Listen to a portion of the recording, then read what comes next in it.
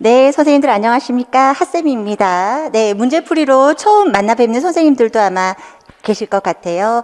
네, 이렇게 인사드립니다. 네, 저희는 지금 6월 달에 문제풀이가 시작이 되었고요. 첫 진도는 사상사와 프로그램부터 시작이 됩니다. 올 한 해에 저희가 1월 달부터 선생님들을 만나면서 계속 준비를 해왔던 것이 사실 어떤 시험에도 대비할 수 있는 공부를 하자라는 부분이었어요. 그래서 어떤 단답형의 시험은 물론 우리가 잘 암기를 하면 답할 수 있겠지만 서술형에 대비하는 것은 명확하게 개념화되어 있지 않으면 사실 쓰기가 어렵습니다.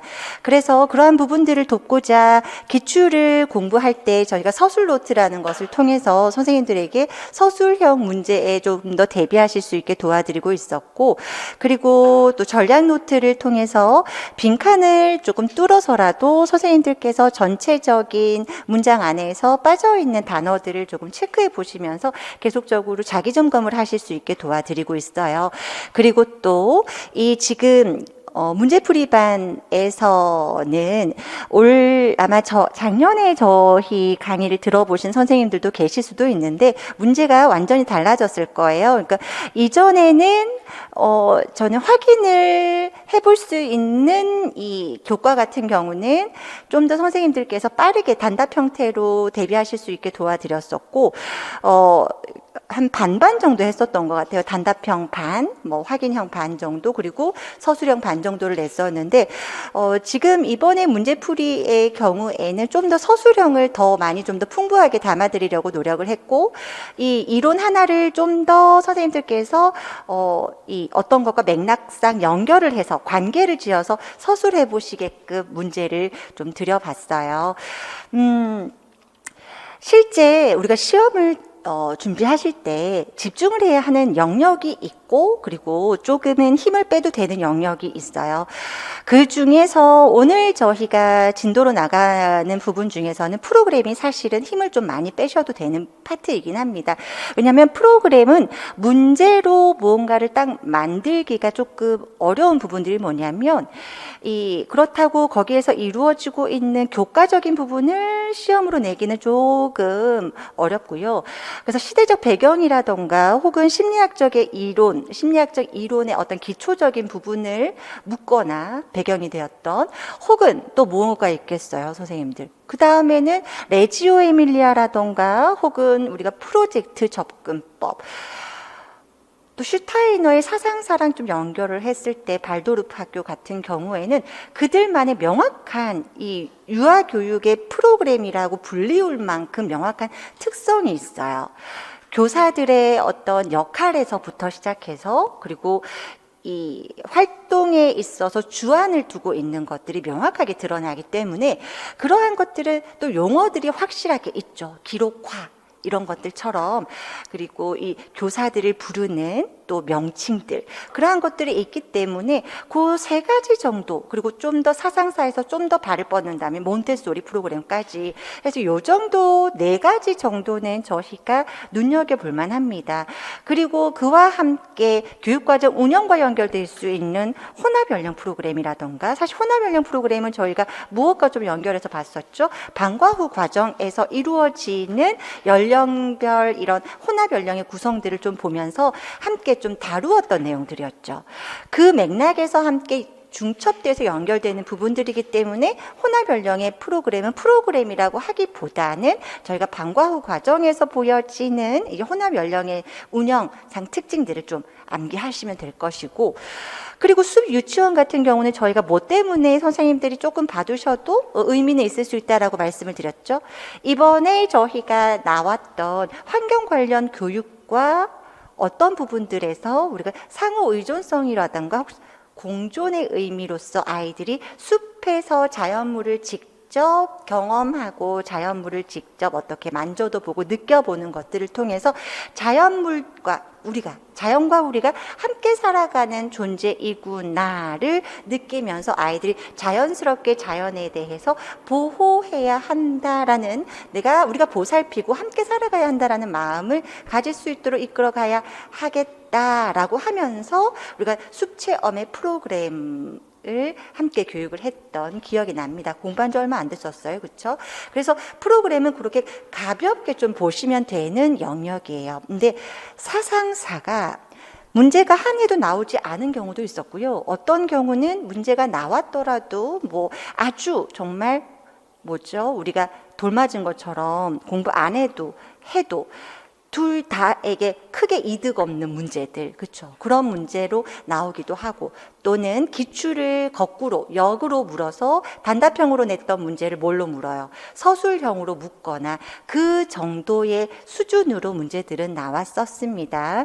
그런데 이제 우리가 선생님들이 사상사를 공부하실 때 이 단편적으로 그냥 개념 정도들만 이렇게 툭툭툭툭 보시다 보니까 이 뭔가 연결해서 공부를 하시는 것이 조금은 어렵더라고요. 그래서 이번 사상사 문제에서는 조금 꼬아서 문제를 드려봤어요. 그래서 시간이 조금 걸리시는 분들도 있으셨을 겁니다. 자, 그러면 1번부터 문제를 볼 건데, 문제에서는 순서가 우선은 문제에서 이 고대부터 시작해서 우리가 뭐 근대 그리고 현대 이런 순서로 문제를 드리지는 않았습니다. 결국에는 뭐다? 짬뽕이에요. 짬뽕으로 드린 이유가 뭐냐면 유추할까봐. 이 문제 풀었으니까 다음에 누구 나오겠지? 다음에 누구 나왔으니까 이미 구조화가 되어 있으면서 잘 완벽하게 아직 외우지는 않았는데 대략 그 라인은 잘 따라가. 그러면 어때요? 우리가 또 이 감으로 문제를 맞히실 수도 있죠. 그래서 이번에는 문제를 좀 섞어서 드렸습니다. 네. 자, 그럼 이제부터 문제를 좀 봐도 될까요? 네, 자, 그럼 이제 문제 시작하도록 하겠습니다. 유닛 1에서 문제가 나왔었고요. 저희가 유닛 1이라고 이야기는 안 할게요. 고대에서 문제가 나왔습니다. 왜냐하면 저희가 또 저희 강의를 저희 교재로 공부를 하지 않고 또 문제풀이를 또 겸해서 또 커리를 병행하시는 분들이 있으시기 때문에 네, 이 첫 번째 문제는 고대 문제이고요. 고대 문제는 출제가 빵입니다. 빵. 출제가 제로예요, 제로. 출제가 제로임에도 불구하고 선생님도 공부하지 마세요라고 말할 수는 없어요. 왜요? 교육학에서는 꾸준히 나오고 있는 문제들이니까 우리가 교육학에서 언급이 되고 다른 임용고시 라인에서 문제가 나왔던 것들은 버릴 수가 없습니다. 그렇기 때문에 선생님들 제일 조심하셔야 되는 게 쉽게 버리는 거. 아직까지는 쉽게 버려서는 안 돼요. 막판에 마지막에는 정말 내가 안 외워지고 이건 진짜 정이 안 간다. 그런 애는 내가 얘 틀려도 진짜 억울하지 않고 내가 싫어서 안 본 거니까 괜찮다 하실 때 빼고는 다 봐두셔야 돼요. 버리는 거 없이 봐두셔야 됩니다. 소크라테스는 저희가 선생님들 딱 명확하게 뭐뭐뭐 있었어요. 응? 그러니까 몰라서 악을 저지르는 것이지 알면 절대 선을 행하지 않을 이유가 없다라고 보죠. 그렇죠. 그것에 대해서 저희가 지가 덕의 근원이다라고 해서 지덕합일설을 공부했었고 이것을 통해서 점점 덕을 쌓아서 이제 행복으로 가는 걸 지덕복이 붙어서 지덕복합일설이라는 것을 배웠었습니다. 이에 제일 중요했던 부분들은 교육의 방법이었어요. 교육의 방법. 그러니까 이 소크라테스도 그렇고 선생님 플라톤도 그랬고요. 회상설이라고 했던 것이 뭐냐면 언제 자신들이 전생에서 이미 기억하고 있었어야 했던 일들이었는데 어메 하고 나오면서 다 잊어먹었다라는 거예요. 이제 태어나는 그 고통에서 이 자신들이 전생에 기억하고 있었던 일들을 다 잊었다고 생각을 해서 이미 알고 있어 너는. 그러니까 그걸 끄집어내봐 라고 해서 우리가 계속 뭘 한 거예요. 대화를 하면서 그 상대방이 가지고 있는 지식들을 끄집어내려고 했다라고 생각하시면 돼요. 그래서 누가 산파가 아이를 받아내듯이 그 상대가 가지고 있는 그의 질을 끄집어내는 거예요. 그가 알고 있는 걸 끄집어내는 거죠. 그래서 우리가 삼파법과 그리고 또 자신이 무지함에 대해서 깨달을 수 있도록 계속 우리가 어떻게 하는 거 반문을 하면서 물어보는 것들 그러한 것들을 통해서 반어법과 삼파법에 대한 것을 우리가 배웠었습니다. 어렵지 않아요, 선생님들. 그렇죠? 이 부분에 대해서는 크게 설명 따로 뭐 더 없이 저희가 가도록 하겠습니다. 그래서 선생님들께 이 앞에 지문을 드리는 이유는 뭘까요? 왜냐하면 우리는 전략 노트로 공부를 해. 그렇죠? 공부를 하는데 강론서들에서는 좀 더 풍부하게 설명을 하고서 우리한테 문제를 묻죠. 그래서 그런 것에 좀 더 익숙해지실 수 있게, 대비하실 수 있게 문제 풀이 때는 그 지문들을 좀 가지고 오죠. 그래서 사용된 것이니까 그렇게 참고를 좀 하시면 좋을 것 같고, 아래쪽에 3번의 문제부터 저희가 진행이 되는 건 무슨 문제였죠? 키케로 문제예요. 키케로도 고대에서 우리가 키케로랑 누구랑 짝꿍을 연결지어서 공부를 했었냐면 퀸틸리아누스가 성격이 굉장히 어땠어요? 비슷했어요. 특히 그들은 무엇을 강조했어요? 말을 잘하는 사람, 그렇죠? 말의 이 웅변의 굉장히 달변가들, 그렇죠? 그런 사람들이 자신의 생각을 말로 잘 표출하고자 하는 그러한 기술들에 있어서 이 어린 시기 때부터 이러한 웅변술에 대한 부분들을 교육하는 것에 대해서 강조하는 그런 의견들을 자신들의 저서에 담아내고 있죠. 키케로 같은 경우는 그의 저서가 웅변가론이었고, 퀸틸리아누스 같은 경우는 뭐였어요? 저희가 웅변교수론이라고 해서 저서명이 달랐어요. 그렇죠? 그렇게 기억을 하고 계실 거라고 생각을 합니다. 그래서 키케로의 경우에는 문제가 성선설과 덕과 그리고 웅변가에 대한 부분들을 선생님들이 서술하시게끔 문제가 나왔었고요. 크게 여기에 대해서 언급할 부분 없습니다. 그러니까 뭐냐면 이 고대 사람들 거는 명확하게 우리가 있는, 그러니까 전략 노트든 선생님들께서 뭐 공부를 하시면서 단권화를 하시는 선생님들도 계실 테지만 명확하게 개념화되어 있는 것만 고대는 거르고 넘어가시면 돼요. 대신에 언제부터가 우린 정신을 바짝 차려야 되는 거예요. 근세 때부터 가서는, 이제 근대 때부터는 그 원리들에 대한 부분들이 누구에게 파생돼서 누구에게 영향을 미치고 이러한 계보적인 것들까지 싹 다 봐야 되는 거죠. 네, 뒤로 넘어가겠습니다. 코메니우스에 대한, 코메니우스 하면 선생님들 떠올려야 되는 것이 우선 시대로는 어느 사상가라고 우리가 알고 있습니까? 근대죠, 근대의 대표적인 교육 사상가고요. 이 코메니우스는 나중에 누구에게 많은 영향을 미쳤습니까? 루소에게도 영향을 미쳤고 또 페스탈루치에게도 영향을 미쳤어요. 좀 더 나아가면 누구에게도, 프레벨에게도 어떻게 보면은, 왜냐하면 페스탈루치에게 영향을 주었고 페스탈루치가 누구에게 또 영향을 주었죠? 프레벨에게 영향을 주었었기 때문에 코메니우스의 이 자연주의 교육과는 굉장히 우리가 의미 있게 선생님들께서 잘 정리를 해 두셔야 되는 부분인 거죠. 우선 코메니우스는 무엇을 준비하는 것이 목적이었다고요? 지금 현세의 삶도 굉장히 중요하지만 모든 삶은 연결된다라고 봤죠. 그래서 현세의 삶을 유지하는 것뿐만이 아니라 그 다음에 내가 죽어서 가는 그 다음의 세상에서 만나게 될 누구를, 신을, 하나님을, 그를 내가 영접했을 때 그와 얼마나 내가 조화롭게 그에 대해서 잘 알고 그를 만날 것이냐, 그것에 대해서 우리는 현세에서부터 미리 준비를 해야 한다라는 것이 그의 교육의 목적이었다라고 보시면 돼요. 그리고 이 코메니우스 같은 경우에는 우리가 선생님들이 모두 다 알고 계시듯이 범교육론이라고 해서 이 기독교적 세계관을 바탕으로 해서 보았을 때에 여러분도 나도 다 누구라는 거예요. 신의 자녀라는 거예요. 고귀한 자녀들이라는 거예요. 그렇기 때문에 누구 하나 차별받지 않고 모두가 교육을 받아야 한다. 차별 없이 평등하게 교육을 받아야 한다라는 것을 주장했죠. 모든 것은 대표적으로 기독교적인 세계관에서 시작이 되었다라고 보시면 되겠습니다. 그것과 더불어서 이 코메니우스의 경우에는 조기 교육을 강조했는데 왜 조기 교육을 강조했을까에 대한 부분들이 6번의 문제에 나온 거예요. 저는 이 부분을 선생님들께서 명확하게 좀 알고 계셔야 된다라고 생각을 하는 게, 막 책들을 보면 코메니우스 막 봤다, 그래 코메니우스 묘목이라 그러고 금은이라 그러고 뭐야 이거 어떤 것에 초점을 둬야 되는 거야 라고 했을 때 선생님들 우리가 무엇과 무엇을 좀 연결을 합시다 라고 했었는지 기억이 나시나요?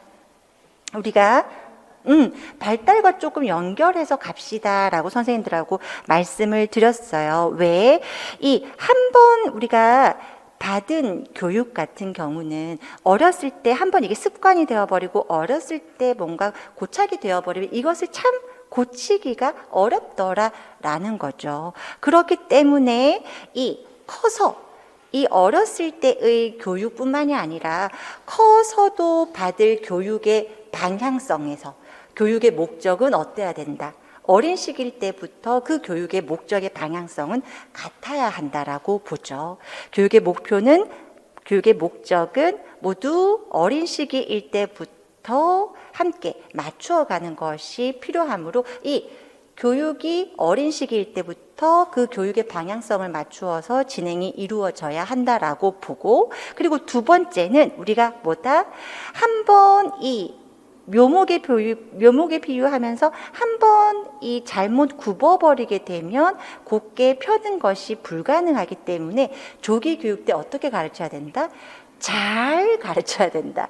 잘 가르쳐야 된다는 거예요. 그래서 묘목이 이렇게 굽어서 자라지 않도록 조기 교육 때 어릴 때 교육하는 것이 잘 이루어져야 되는데 잘 이루어져야 하는 방법이 뭐였어요? 합자연의 원리에 맞추어서 교육을 하자라는 거였죠. 즉 뭐예요? 우리가 자연에도 섭리가 있잖아요. 봄이 오고 여름이 가고 가을이 오고 또 계절이 오고 하는 이러한 흐름. 그리고 자연에 이 비가 오고 바람이 불고 무언가가 해도 이 자연은 그 섭리에 맞춰서 씨앗에서 그리고 이거 뿌리가 내리고 그부터 시작해서 그 다음에 꽃이 피고 꽃이 지고 또 열매가 맺히고 이러한 것들처럼 모든 것에는 단계가 있다라고 보는 거죠. 그것처럼 인간도 뭐가 있다라고 보는 거예요. 어떠한 발달에 있어서 순차적인 단계들이 있다라고 보는 겁니다. 그래서 인간을 잘 어떻게 하자. 조기 교육이었어요. 잘 교육하자고 했죠. 그래서 지금 우리가 이때 선생님들과 그래서 구별하자고 한 게 있었어요. 누구랑. 루소는 잘 교육하자가 아니라 내버려 두자라고 해서 소극적 교육을 이야기했지만 지금 이 코메니우스의 객관적 자연주의 안에서의 합자연의 원리에서는 잘 교육을 하는데 발달의 단계에 맞도록 잘 교육을 하자라는 것이었어요. 그래서 발달의 단계에 맞게끔 쉬운 것부터 시작해서 또 감각적인 것부터 시작해서 왜? 사람은 맨 처음에 뭐부터 열리니까? 감각부터 열리니까. 감각부터 열려서 감각에서 시작이 되어야 그 다음에 추상적인 사고로 가는 것이 발달에 응당 맞는 순서이니까 감각적인 것부터 시작을 해서 그래서 그 감각을 열어줄 수 있는 무슨 교육을 하자라고 했어요. 실물 교육을 하자라고 하는 것들이 다 이렇게 연결이 되는 부분들이었던 겁니다.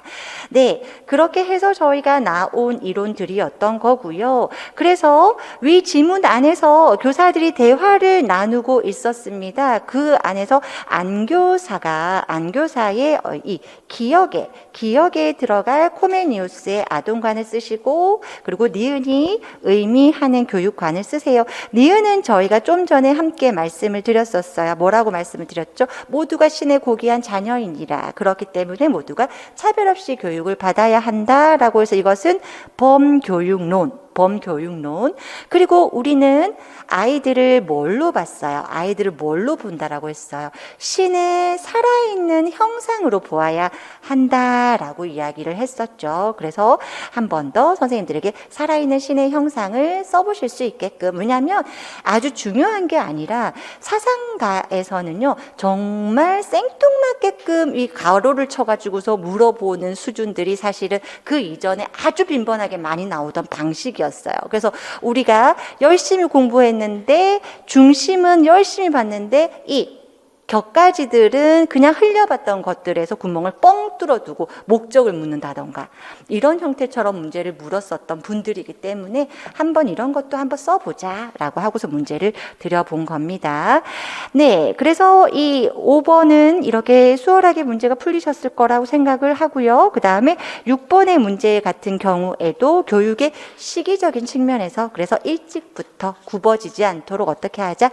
일찍부터 잘 발달 단계에 맞게끔 잘 가르치자라는 것이고 교육의 내용이나 방향성적인 측면에 있어서는 어린 시기일 때부터 우리가 이 교육의 목적이라던가 이러한 것을 잘 갖추어서 교육을 하자, 교육의 방향을 잘 맞추어서 교육을 하자라는 부분이었습니다.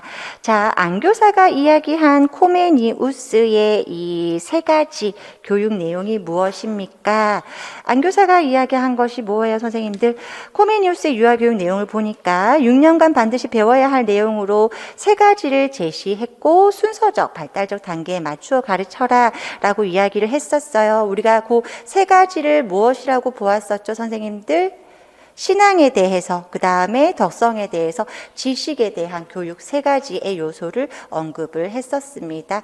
그래서 유아교육적인 부분에서 물론 제일 기본이 되어야 되는 게 뭐였어요? 건강했어야 됐기 때문에 건강교육은 기본인 거고 거기에 종교적인 도야부터 그리고 도덕적 도야, 지적 도야가 이루어질 수 있도록 교육이 이루어져야 한다라는 것을 유아교육의 내용으로 언급했었습니다. 전략 노트 6페이지에 있는 내용이었습니다. 네, 그럼 뒤로 넘어가 보도록 할게요. 자, 뒤로 넘어오시면 저희가 무슨 문제입니까? 이것은 플라톤에 대한 문제입니다. 자, 선생님들 보세요. 플라톤 하면 떠올려야 되는 게 뭐였어요? 이원론적인 상황, 두 개로 분리가 되어 있다고 생각을 했죠. 진짜 세계랑 가짜 세계가 있다라고 생각했죠. 지금 우리가 살고 있는 세계는 뭐예요? 가짜 세계라는 거예요. 지금 우리가 볼 수 있는 세계는 가짜고 실제로 참된 세계는 이데아라고 해서 아무나 볼 수가 없대요. 그거 누가 볼 수 있다라고 했죠?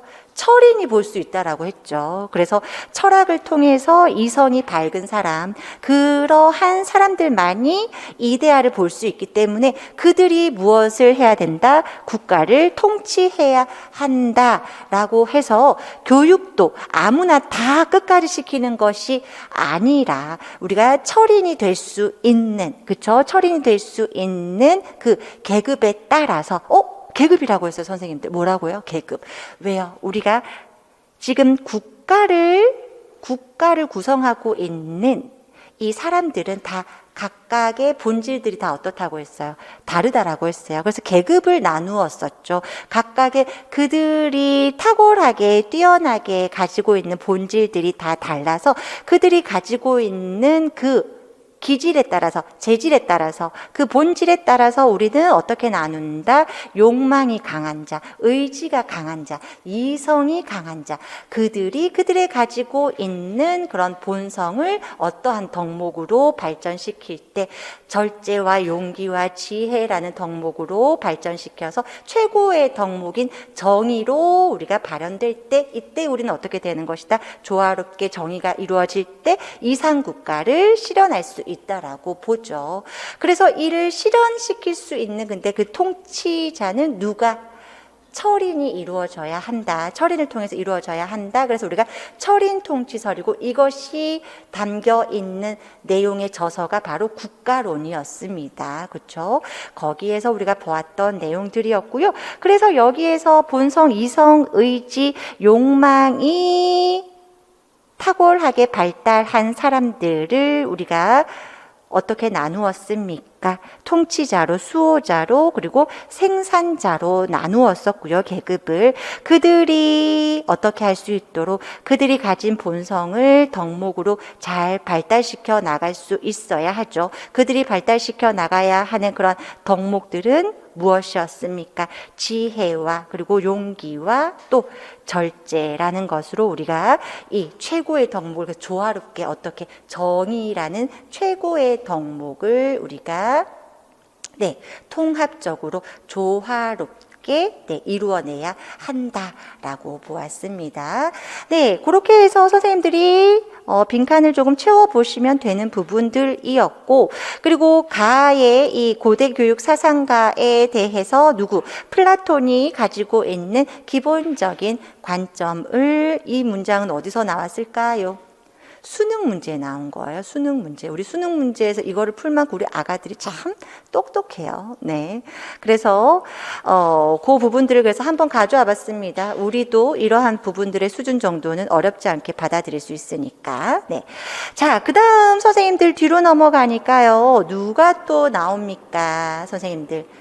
로크가 나왔네요. 그쵸? 로크 하면 우리가 제일 먼저 우선은 떠올려지는 게 로크의 인간관 중에서 로크는 제일 대표적인 인간관이 백지설이에요. 백지설.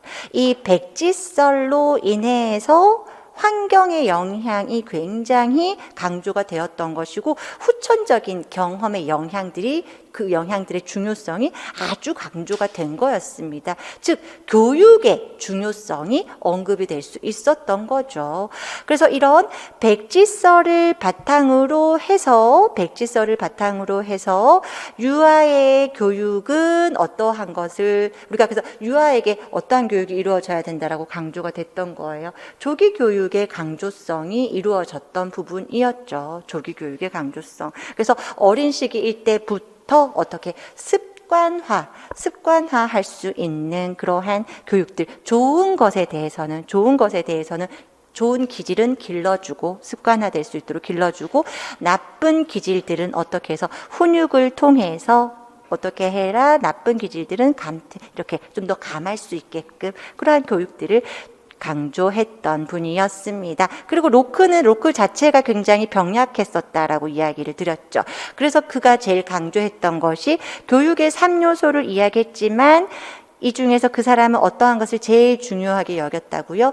체육론, 3육론이라고 해서 세 가지의 교육의 3형식을 이야기하면서도 건강한 몸에 건전한 정신이 깃든다라는 것을 통해서 누구처럼 아이를 키우라고 했어요.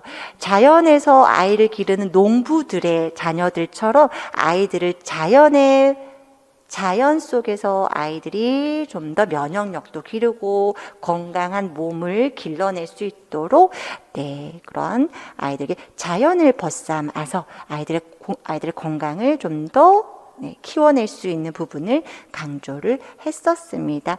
그리고 체육뿐만이 아니라 중요하게 여겼던 것이 덕육이었었죠. 그래서 체육과 덕육을 강조하되 지육에 대해서는 무엇을 신사가 되기 위해서 기본적인 어떤 지적인 그러한 능력을 기르는데 물론 지식에 대해서 아주 뭘 등한시했다라는 것이 아니라 덕육보다는 지육이 조금 소홀했었다. 그의 입장에서는 강조를 안 한 것은 아니고요. 조금 더 강조했던 것은 덕육이었다라고 보시면 되겠습니다.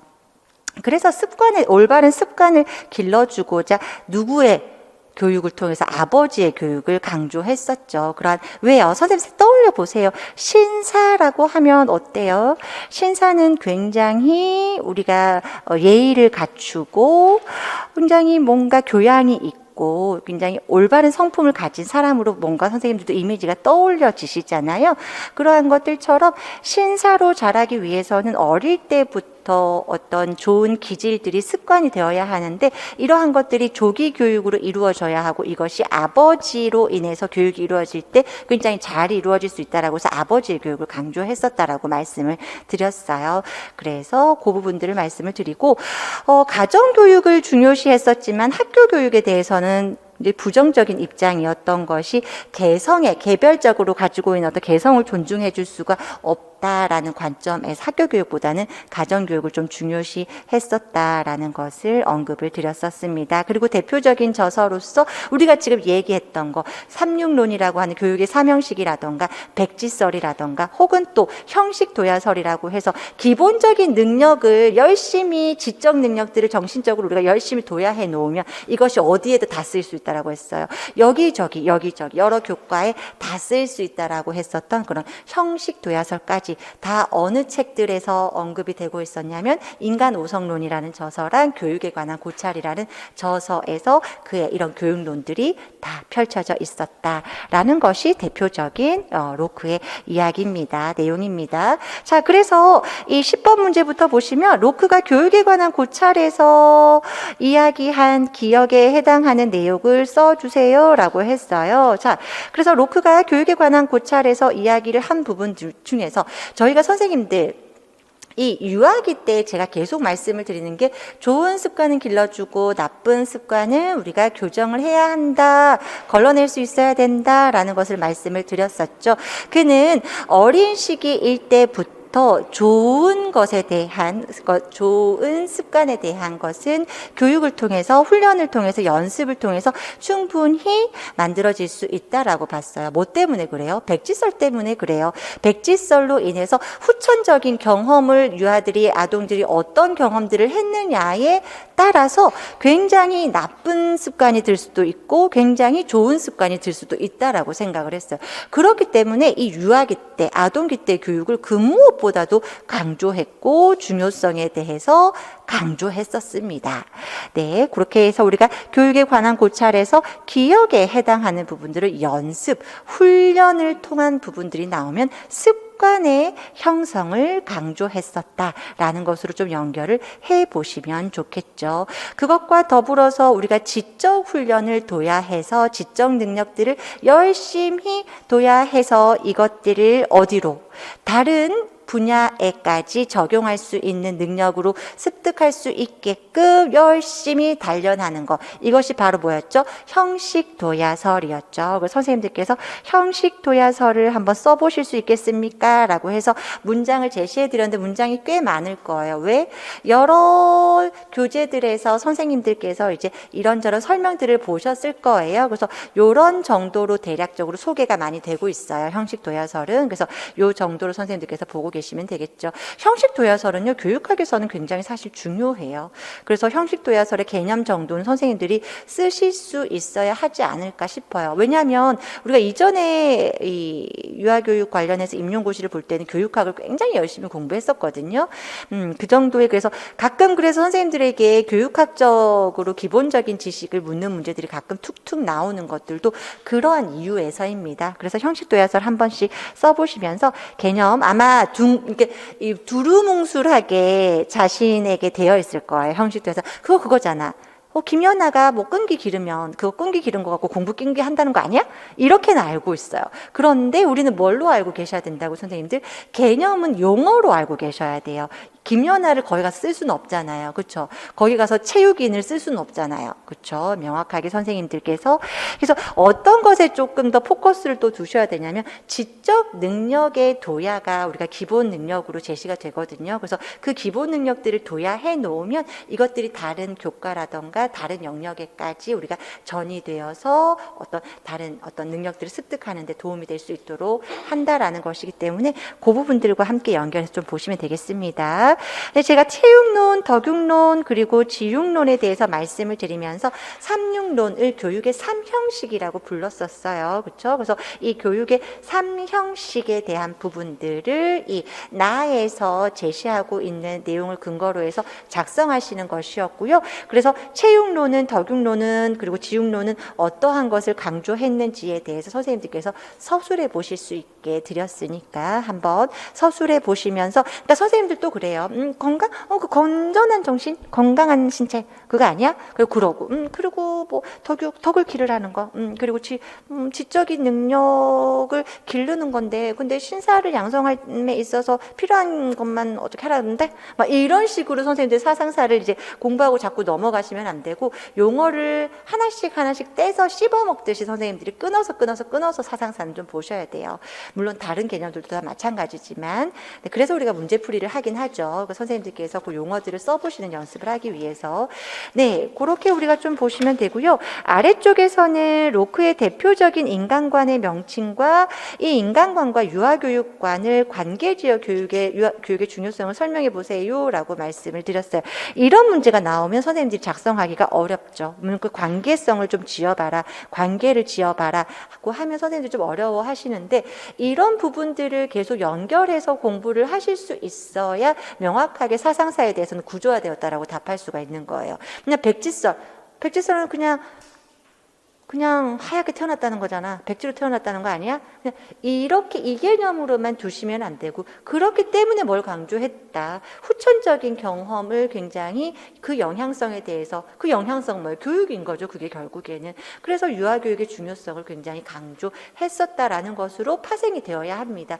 그래야 뭐까지 가는 거예요. 그래야 행동주의 이론에서의 어떤 학습 이론이 왜 이 학습 이론이라는 것이 결국에는 무엇에 영향을 강조했었어요? 후천적인 경험들, 후에 학습하는 경험들이 발달에 영향을 미친다라는 것에 영향을 준 거잖아요. 그래서 그 이론에 우리가 로크의 선생님들, 로크의 이론이 영향을 주었다라고 몰라요? 알아요? 알잖아요. 그래서 그것에서 파생이 되고 파생이 된 부분이기 때문에 이 부분들에 대해서 한번 선생님들께서 작성해 보실 수 있게끔 관계성을 물은 거예요.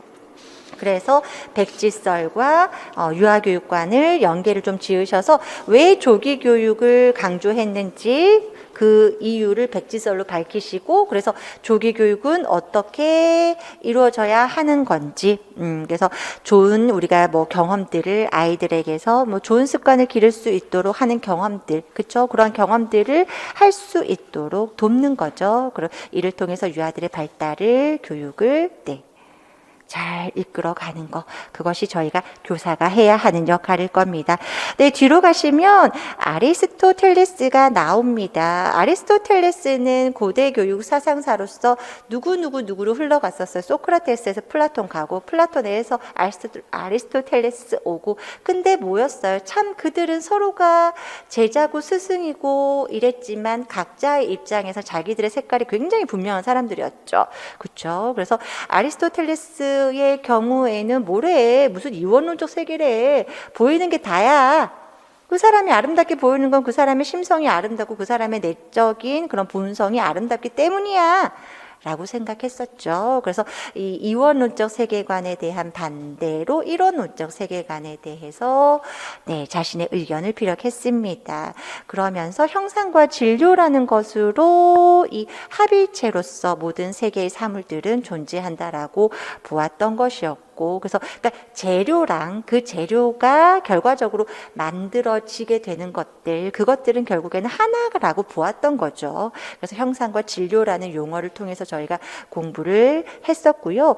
그래서 이 아리스토텔레스가 제시를 했던 인간성에 대해서 우리가 세 가지를 언급을 했었습니다. 세 가지를 언급을 하면서 가장 불합리하고 이성에 절대 그거 하지 않는 것, 지배를 전혀 받지 않는 뭔가 동물적인 그러한 자연적인 그러한 것들을 우리가 뭐라고 부릅니까?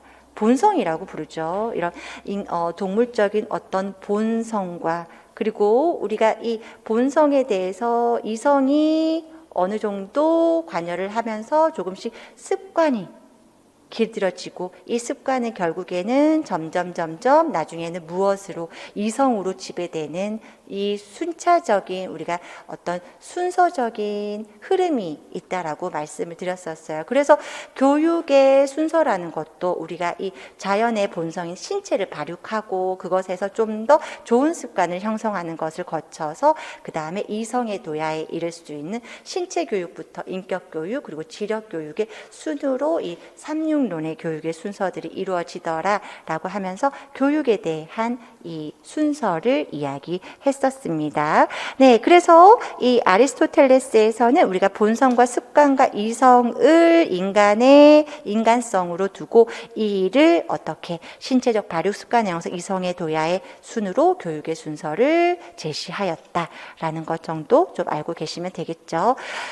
자, 그 다음에 아래쪽이 이제 근대교육 사상가에서의 목사하면 떠오르는 게 누구? 선생님들, 자, 우리가 근대에서 두 사람이 있는데 교육시설을 설립하신 분 두 분이 있어요. 그렇죠? 근데 그 두 분이 이름이 굉장히 비슷했어요. 오웬과 오베르랑이었는데 이 두 분 중에서 한 분은 사장님이시고 한 분은 목사님이셨어요. 그렇죠? 그래서 한 분은 산업혁명을 통해서 경제가 어때요? 굉장히 산업혁명이 일어나면서 빈부차가 아주 많아지고, 그러면서 또 노동자 계층에 대한 이 어떤 보살핌이라던가 노동자 계층의 자녀들의 보살핌이라던가 그런 건 없고, 오히려 이 산업혁명이 되면서 인력이 부족하니까 어린 노동자들이 이 정말 그들의 참상은 말할 수 없을 만큼 너무나 이 상황이 좋지 못했죠. 그러한 부분을 직접 그가 마주하면서 자신의 공장의 어떤 교육시설을 설립했다라는 것이 바로 누구서 오웬 성격 했었죠. 그래서 오웬이었고, 오베르랑은 누구였어요? 오베르랑 하면서 이름이 좀 고상하지 않아요? 이분은 목사님이셨다고 했죠. 그가 부임한 그 지역에 교회에 가보니 아이고야 우리 지역이 너무나 낙후되었었던 거죠. 그렇다 보니까 경제적으로 낙후가 되어서 뭐가 안 돼요. 언어도 안 돼. 표준어인 프랑스어 자체도 발음도 안 되는 사람들한테 내가 어떻게 선교를 하겠어. 그래서 이들의 경제적인 어떤 살림을 돕고자 방적 공장을 설립하고 지역에 방적 공장을 설립하고 그리고 경제를 조금 더 윤활하게 돌아가게 만들면서 교육도 해야겠다. 그래서 노동자들의 자녀들의 타가를 돕고자 뭘 만든 거였어요? 편물학교라는 교육시설을 설립하게 된 거였어요. 그래서 두 사람의 특징은 그러니까 굉장히 뭔가 비슷한 것 같으면서도 두 사람의 시작의 특징은 조금씩 달랐던 부분이었죠. 그래서 그것의 차이를 두고서 우리가 편물학교가 어떤 유래에서 시작이 되었고 성격 형성하고는 어떤 것에서 시작이 되었느냐를 구분하실 수 있었어야 됐었습니다. 네, 그래서 여기를 보니까 목사래요. 목사면 누구예요, 선생님들? 고상한 이름 가져와야죠. 오베르랑을 가지고 오셔야 됩니다. 그렇죠? 오베르랑이 이런 목사로 부임을 해서 가 보니 이 교육 조건이 열악했고 그래서 구사 능력도 안 되고 그래서 이들을 좀 더 경제적인 상태에서 교육적인 상태에서 도움을 주고자 교육시설을 설립했고 그것이 바로 편물학교였다. 그래서 그는 누구라고요? 목사님이었다니까요. 그래서 그의 궁극적인 목적은 뭐였을까요? 선교 활동이었겠죠. 그렇기 때문에 종교 교육을 하고 그래서 이 종교 교육뿐만이 아니라 아이들의 어떤 도덕 교육에 대한 부분들까지 강조했었다. 그러면서 우리가 종교 교육에 대해서 좀 더 아이들이 쉽게 교육을 받을 수 있도록 하는 노력도 했었고 그래서 어떠한 것들을 가지고 노력을 했었어요. 이야기를 통해서 아이들이 좀 더 쉽게 이해할 수 있도록 그리고 또 직관을 이용해서 아이들에게 좀 더 쉽게 이해할 수 있는 뭐 채색 동판화라던가 그런 것도 사용을 했었고 그래서 유아들의 수준에 맞추어서 어떤 교육적인 노력을 하고자 애썼다는 것. 도덕 교육 같은 경우는 무엇을 만들어서 모범화 기록 노트라는 것을 만들어서 상벌을 이용해서 유아들의 아동들의 도덕 교육을 했다라는 거. 그렇게 해서 이 부분들은 정리가 되는 거죠. 네, 그래서 또 오웬이 나오겠지만, 그래서 오베르랑과 오웬은 헷갈리면 안 돼요, 선생님들. 그쵸? 오베르랑이나 오웬은 헷갈릴 필요 없이, 목사님, 그리고 우아한 이름, 더 긴 이름 가지고 오자. 랑. 그쵸? 그래서 가지고 오시고, 오웬 성격, 웬 성격이 이래. 오웬 성격을 연결해버리시면 성격 형성하고는 연결하기는 조금 쉬울 거예요. 네, 여기까지 좀 하시고요. 조금 쉬었다가 오늘 1시에 저희 마무리는 점심때 선생님들 하실 수 있게 도와드릴게요. 그래서 여기까지 잠깐 쉬었다가 5분 정도 쉴게요. 5분 쉬었다가 나머지 사상사 강의 진행하도록 하겠습니다.